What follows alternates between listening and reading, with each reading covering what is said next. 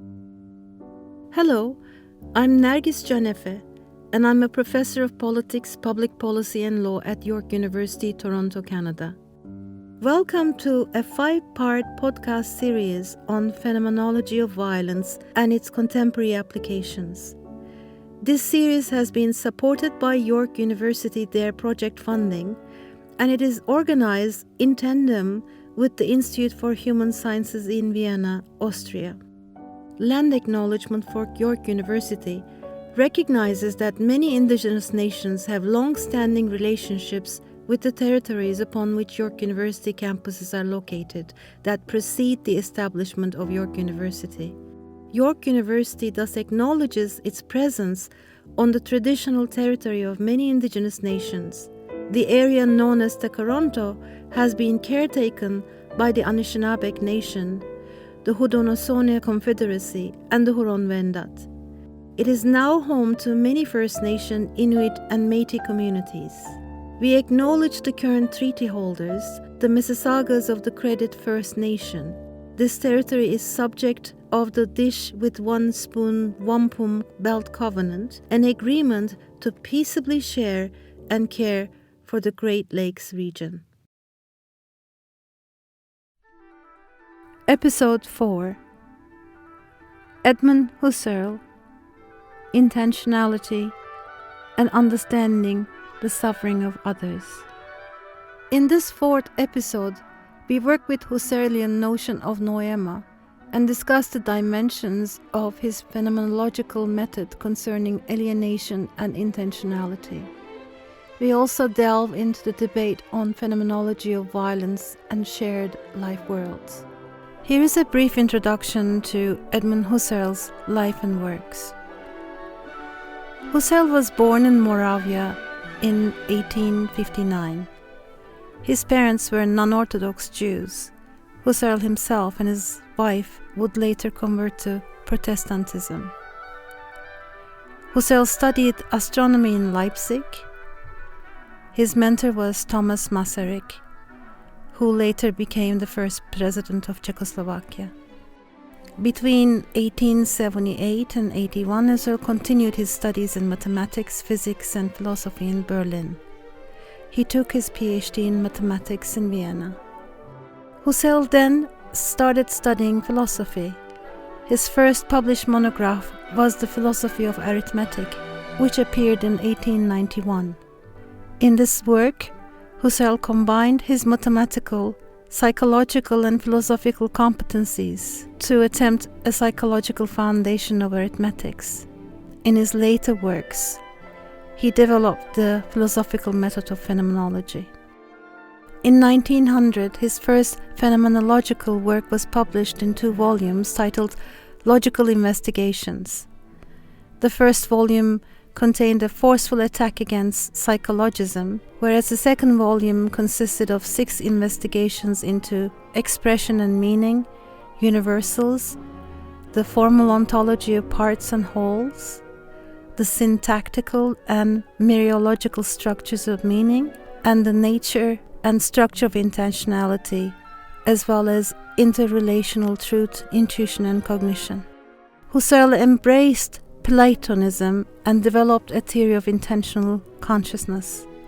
In the first decade of the 20th century, Husserl considerably refined and modified his methodology, and he called it transcendental phenomenology. This method focused on the essential structures that allow the objects taken for granted in their natural attitude to constitute themselves in consciousness. Husserl's second major work, Ideas, which was published in 1913, developed this perspective further in the realm of intentional consciousness. Husserl stayed in Göttingen until 1916 and formulated his transcendental phenomenological method, the phenomenological structure of time consciousness, and the fundamental role of the notion of intersubjectivity. In his later works, most notably in On the Phenomenology of Consciousness of Internal Time, published in 1928, Formal and Transcendental Logic, published in 1929, Cartesian Meditations, published in 1931, The Crisis of European Sciences and Transcendental Phenomenology, published in 1954, and Experience and Judgment, which was published in 1939, these insights were finessed and developed further. In 1922, Husserl gave 4 lectures on phenomenological method and phenomenological philosophy at University College London. He then gave lectures in Paris, which were published as Cartesian Meditations in 1931. In 1933, Hitler took over in Germany. Because of his Jewish ancestors, he became more and more humiliated and isolated. In 1935, he gave a series of invited lectures in Prague, resulting in his last major work, The Crisis of European Sciences and Transcendental Phenomenology.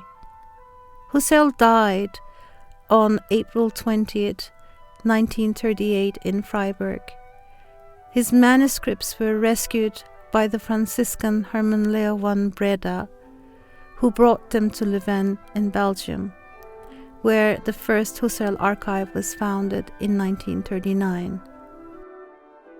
Since 1950, the Husserl archives have been editing Husserl's collected works under the title Husserliana. Of key importance in this episode is the concept of noema, which derives again from ancient Greece, meaning mental object. Edmund Husserl used noema as a technical term in phenomenology to stand for the object or content of a thought, judgment, or perception, but its precise meaning remains a matter of controversy. In his Ideas, General Introduction to Pure Phenomenology, Husserl continued to build on the terms noema and noesis to designate correlated elements of the structure of any intentional act, an act of perceiving or judging or remembering. Every intentional act has a noetic content. This noetic content to which noema corresponds is that mental act process, which becomes directed towards the intentionally held object.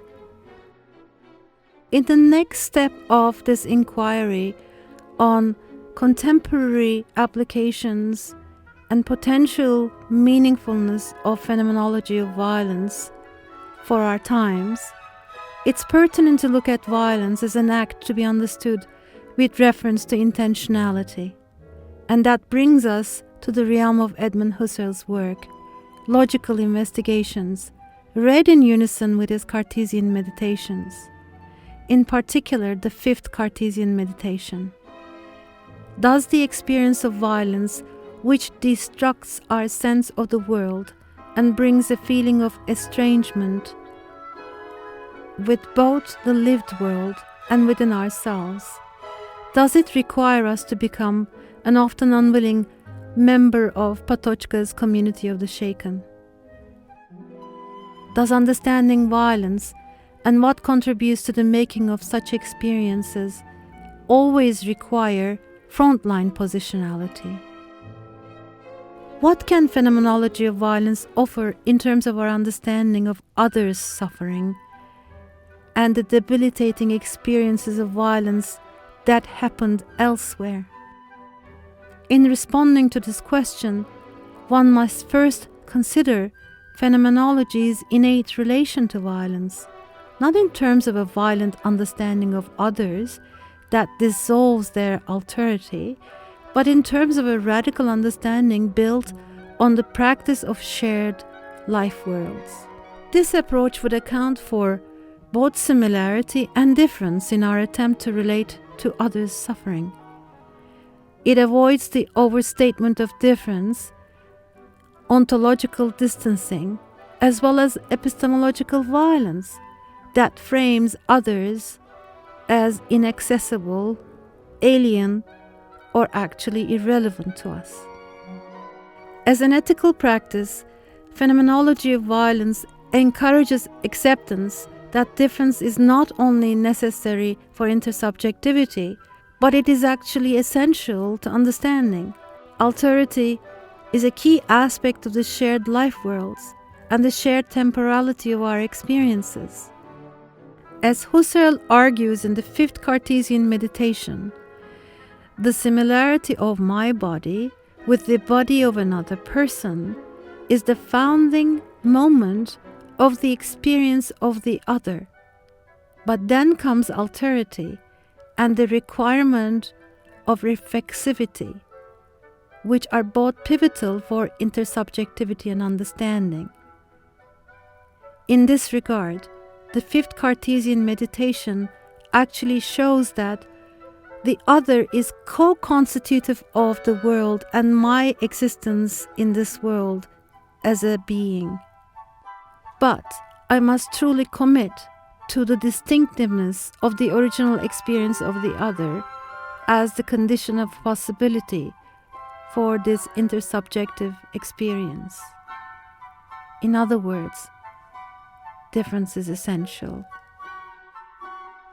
It's notable that no single work published by Husserl has caused as much controversy among philosophers otherwise sympathetic to his work as the fifth Cartesian meditation. This controversy centers around Husserl's constitutive analysis of another subject. In Husserl's account of consciousness of the other as another subject, consciousness of the self is a subject among other subjects, and consciousness of the world is one shared by a plurality of different subjects. Rethinking the problem of intersubjectivity in the specific context of mass violence and war as constitutive of our shared temporality and human experience. The analysis of the various motives and intentional accomplishments of the I in virtue of relating to another subject cannot be guided by the distinction between mind and body. One does not need to be living in the midst of a war to relate to the pain and truthfulness of it. Extending our understanding of the epoch we live in requires that we relate to the other's minds and consciousness, which we cannot directly experience. There are also events experienced as public, and as such they are in the milieu for all perceiving and interacting subjects. Indeed, in Husserl's last work, The Crisis, he offers a new approach to the issue of intersubjectivity. He underlines the role of intersubjectivity in the generation of meaning and focuses on intentionality. This new direction, combined with the essential nature of intersubjectivity for the sense of self and construction of meaning, provides a rationale for proposing a new perceptual horizon in relation to mass violence, war, and excess. Oddly, Jean-Paul Sartre's first encounter with the thought of Husserl, as explained by his brief 1939 essay on Husserl's notion of intentionality, was precisely about that new perceptual horizon, putting philosophy back in touch with the ordinary experience. Husserl located intentionality at the core of his phenomenology. This, however, was not an epistemological, functionalist, or representational approach to intentionality. Accordingly, although every act is directed, this does not mean there always is an object towards which it is directed. In Husserl's words, there is a noema associated with each act, in virtue of which the act is directed towards its object. In other words, to be directed and thus be engaged with intention is to have a noema. Husserl's notion of noema occupies a key place in his theory of intentionality and thereby in his phenomenology. However, the noema of an act is not the object of the act or the object towards which the act is directed. Furthermore, noemata are not perceived through our senses. Husserl's noesis noema correlate, which characterizes his intentionality thesis, includes the dimensions of both faith and believing in the mode of givingness that leads to consciousness of experience. Husserlian phenomenology is built upon his theory of the complex structure of intentionality, featuring key notions of noesis, noema, horizon, and the constitution of objects of consciousness. By virtue of the structures of noema and horizon of our experiences, things in the world around us are constituted in our consciousness, but only along with self and its others. The resulting Husserlian approach to intentionality draws on an ontology of consciousness, meaning, and horizon, which are constitutive of our understanding of both things and events. If so, consciousness takes its place in the world beyond our consciousness, and we experience things in the world and give meaning to them by virtue of noema and horizon. This is the core of Husserlian intentionality. Coming back full circle to a transformative change of heart, repudiation, prostration, desire for atonement, the very term Patocka embraced, metanoia. Metanoia requires the will to act and the desire to engage, more so than direct exposure to war, mass violence, and excess. The solidarity of the shaken requires a sense of time and temporality that is intersubjective and that is beyond what is present, as articulated in Husserl's noema. And all this requires us to build bridges between vita activa and vita contemplativa, so that we exercise our very capacity of judgment as a way of being present in the world. Thank you for joining us on this journey of exploring the contemporary relevance and applications of phenomenology of violence. You can find a list of citations as well as additional sources in the description section of these podcasts. Please feel free to use them in educational and public settings. These are very important issues, and I hope you enjoyed the series.